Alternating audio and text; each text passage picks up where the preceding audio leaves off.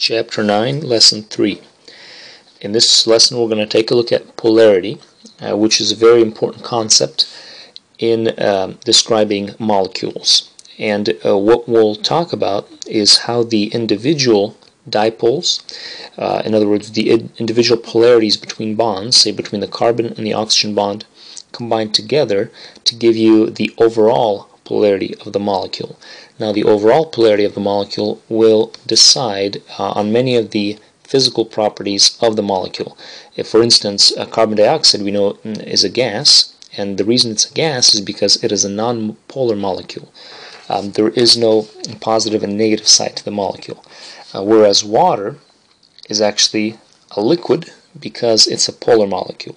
So we're going to take a look at the individual bonds and see how they contribute to give the polarity of the whole molecule is the idea.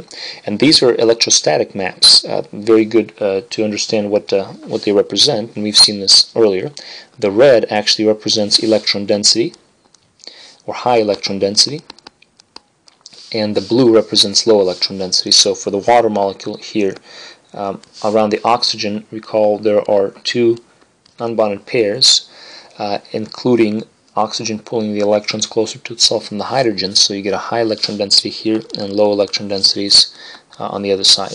And that will make the molecule overall negative on this side and overall positive on this side. Or partial, we should say partially negative and partially positive. So we'll have to discuss that. So by combining the individual dipoles of every bond, we can then determine the overall dipole moment of the molecule. Dipole moment, remember, is a mathematical way of expressing polarity. So the individual dipoles can cancel each other out, and then the molecule becomes nonpolar. If the molecule is asymmetric, meaning it's different on its sides, the molecule will be polar. Is kind of the idea. So here are 6 examples or 5 examples. So you have HCl. This is a polar molecule because it has 2 different atoms. It has a hydrogen on this side, which gives it a partial positive charge, and a chlorine on this side gives it a partial negative charge. The reason for it is because chlorine pulls the electrons toward itself from the hydrogen, and you get yourself a polar molecule. This molecule is sticky, if you would. This one here, carbon tetrachloride, is nonpolar because all the end molecules are chlorines, and they all point in 4 different directions, canceling each other out. Similar thing happens with BF3 here, nonpolar molecule. Ammonia, this is NH3, is a polar molecule. Recall there is a non-bonded pair of electrons up here. That's why it is trigonal pyramidal. And this is a polar molecule. The top of the molecule actually has a partial negative charge. Partial negative charge. The bottom of the molecule essentially has a partial positive charge. This, by the way, is a Greek letter that we're using for the partial positive, partial negative. And this molecule is polar because even though all 4 of these atoms on the end point in the 4 opposite directions, because you have a chlorine on top, that creates a different electronic environment on top, making the molecule polar. So we can do the same thing with these 5 to predict whether they're polar or not. So let's first draw their lowest structure. So for BrCl, that's easy enough. Bromine brings 7 electrons, so does chlorine. So you have a total of 14 electrons. And if you draw the molecule, it is simply connected with 1 bond, and every element is full of its own electrons, is the idea. So this is a linear arrangement, but because you have 2 different elements, this is polar. Now the more polar end is on the chlorine because chlorine is more electronegative. It'll pull the bromine's electrons away from it. If you take a look at carbon tetrachloride, carbon has 4 valence electrons, chlorine has 7 times 4. You get yourself 28, plus 4 you get 32.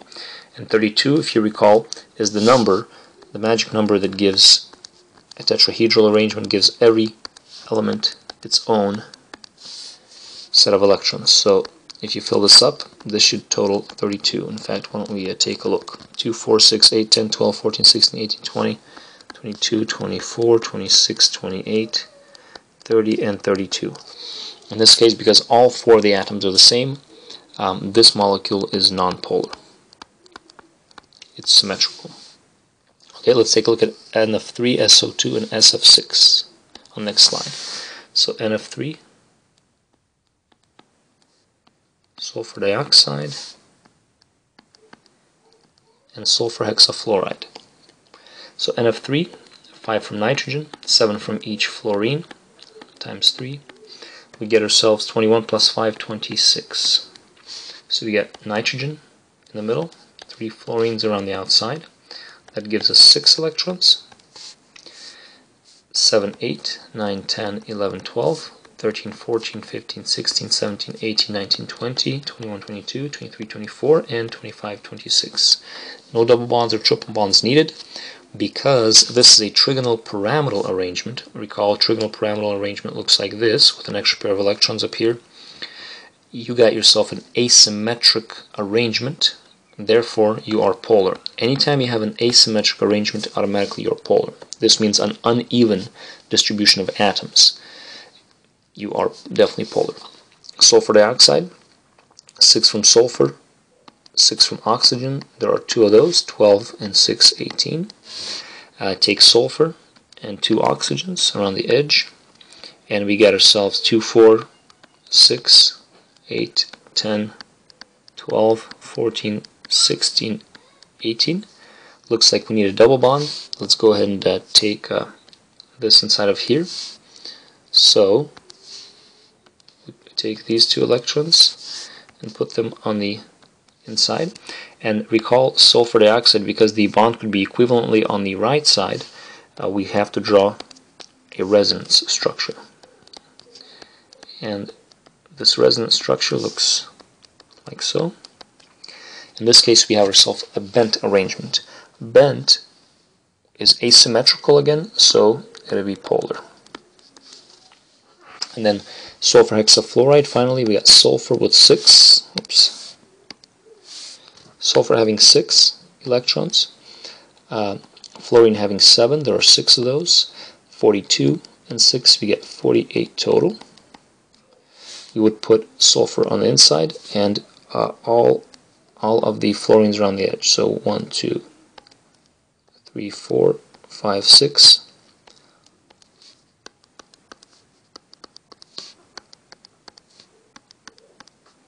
That gives us 12, 14, 16, 18, 20,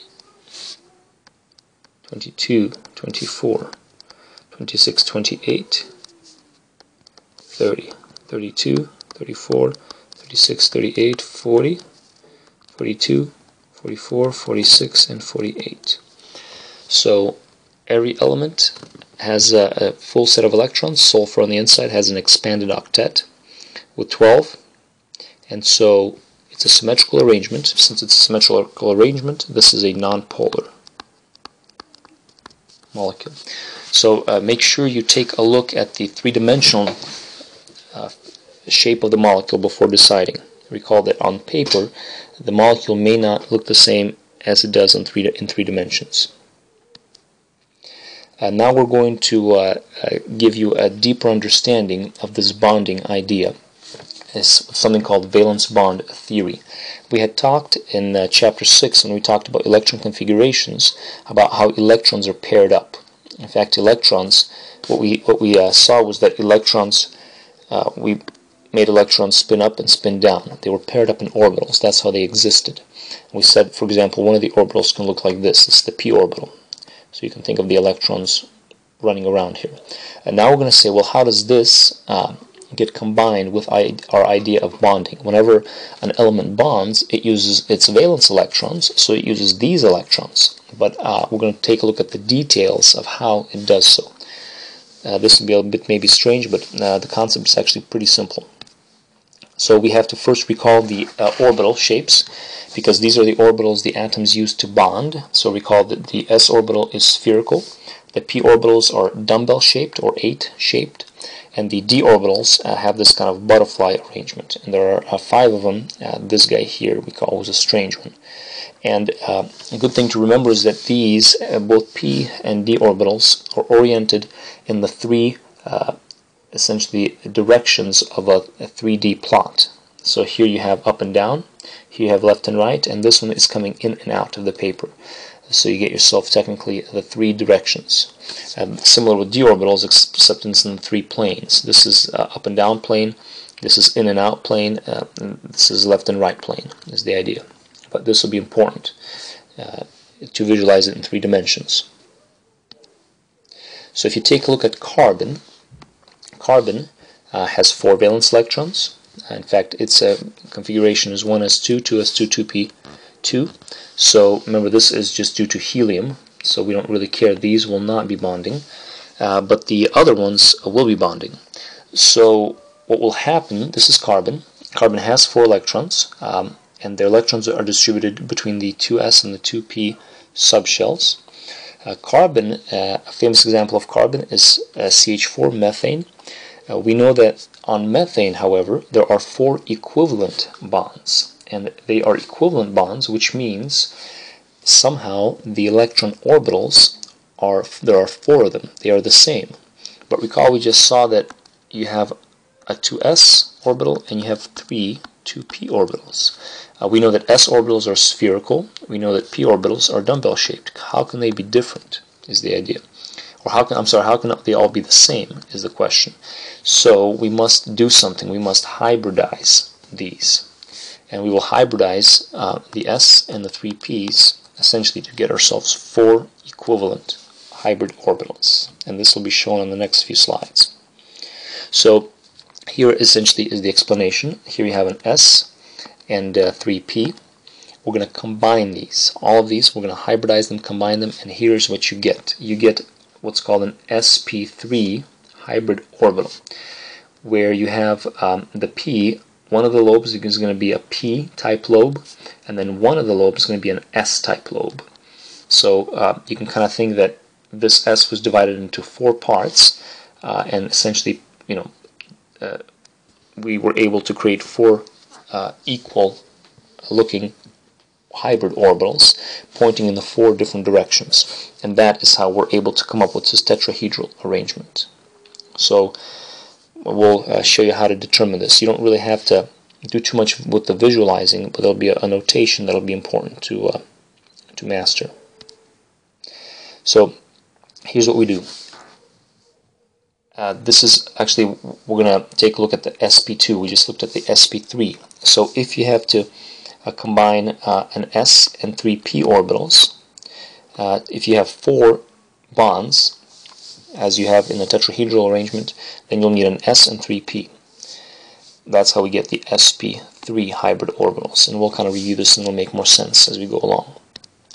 If you have an sp2 hybrid orbital, that's formed with an s and 2p orbitals, and then in this case, because you only used one s and 2p, you only use these, you have yourself an unhybridized p orbital remaining. This unhybridized p orbital will look exactly the same as it did in chapter 6. So here we're going to see a picture of this, but we have 3 large lobes of sp2 in a trigonal plane, and then and here it just says all molecules with trigonal planar electron pair geometries have sp2 orbitals on the central atom. So let's take a look at that. If you are hybridizing, if you need 3 equivalent orbitals. So in the case, for example, of, we saw this, of BF3, if you have yourself a BF3 molecule, you have to, bromine has to have 3 equivalent orbitals. It'll do so by taking an S and 2 P's and hybridizing them, and you get yourself this picture. And here's another example. Remember, this has resonance going on, so all 3 of these are actually equal in length, and that's accomplished by having sp3 hybridization. I'm sorry, sp2 hybridization. Don't forget the 2. And then finally, sp hybrid orbitals is anytime you have 2. For example, in the case of carbon and carbon dioxide, you only have 2 electron domains, so it only needs to hybridize 2 orbitals. So So you take the S and the P, and you get yourself two hybrid orbitals that combine together to give you this picture.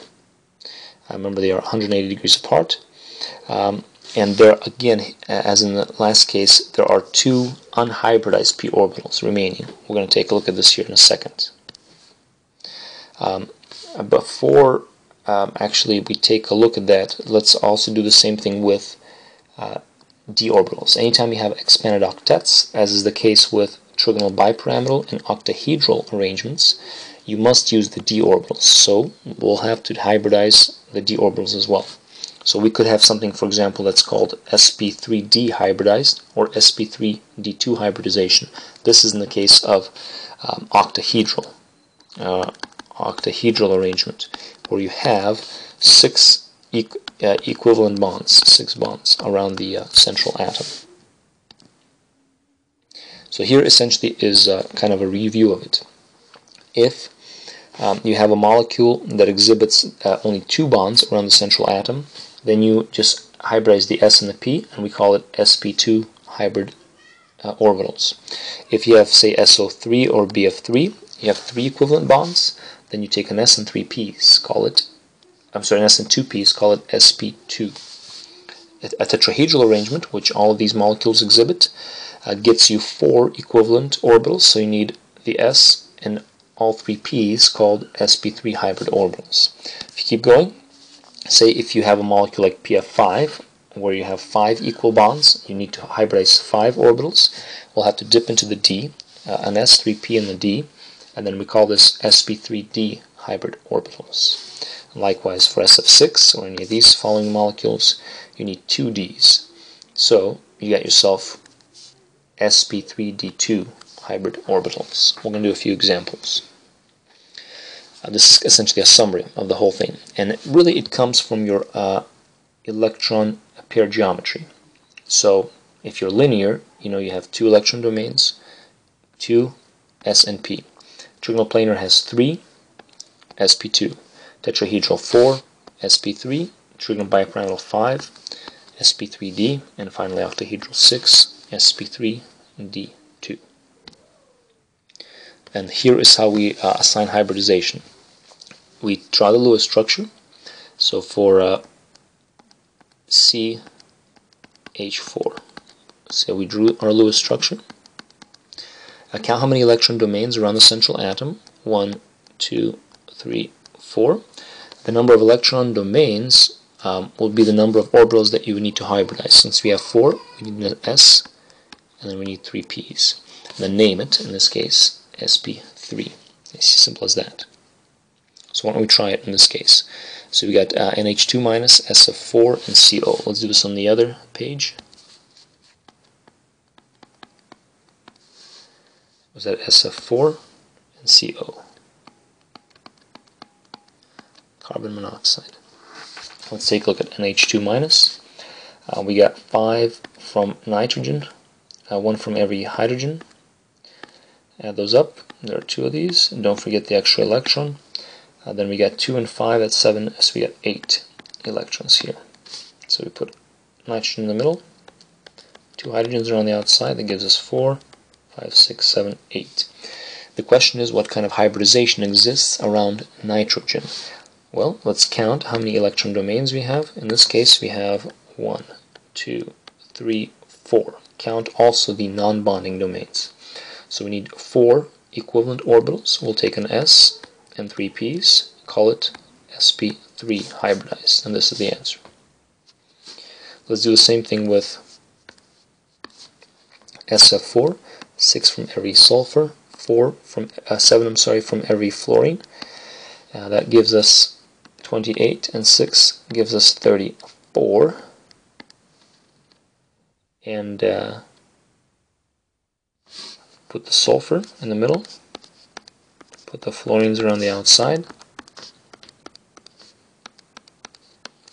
It gives us 8, 10, 12, 14, 16, 18, 20, 22, 24, 26, 28, 30, 32, and the rest will go on the central atom, 34. Let's go ahead and count how many electron domains around the central atom. 1, 2, 3, 4, and then 5 here. So we need to hybridize 5 orbitals. We need an s, we need 3 p's, and we'll need a d. And we'll call this sp3d as the answer. And then finally, we'll take a look at carbon monoxide. If you recall, let's see, carbon has 4, oxygen brings 6 for a total of 10. If you recall, this gives us that we have to have a triple bond. So we've drawn this one before. So because we need a triple bond, we can now ask what the hybridization is around carbon or oxygen. In this case, either one of these can be thought of as the central atom. So we'll say carbon is the central atom because it usually goes in the center. And then carbon has 1, 2 orbitals, technically 2 electron domains, therefore it has 2 orbitals. So we need to hybridize the s and the p, and we'll call this sp, hybrid orbitals, and that's kind of the idea. Before we get into the sigma and pi bonds, I think it's a good idea to take a look at what happens when you have what happens with the unhybridized orbitals. So in the case of CO, for example, I'm going to erase all this and show you something in the case of CO. With carbon monoxide, this is just extra bonus material, no extra charge. What you have is technically the carbon has a, and this is actually maybe a little easier to see, actually it's probably a little easier to see with carbon dioxide. Take a look at carbon dioxide here. So here is the Lewis structure. What carbon does is the central carbon, since we have 2 equivalent bonds, we have sp hybridization. What happens is carbon actually has 2 unhybridized orbitals. Recall that carbon has an s and 3 p's. Well, we've taken 2 of these to make hybrid orbitals, but these 2 were left alone. So these unhybridized p orbitals actually remain on the central carbon. Here is one of them, and the other one technically comes in and out. The third one, remember, carbon is using, and it's hybridized it. The third one kind of looks like this. It's probably a good idea to use a different color, but this is one of them. The other one looks like this. That's a bit messy. But here's what I'm attempting to do. Here's one of them. And here's another. And then the 2 unhybridized stick around on the carbon. That's kind of the idea. And the carbon has these 2 unhybridized p orbitals still within the molecule. And then we'll probably take a look at this a little closer. What's easier to model it with actual molecules. Okay, so that will complete lesson 3 of chapter 9.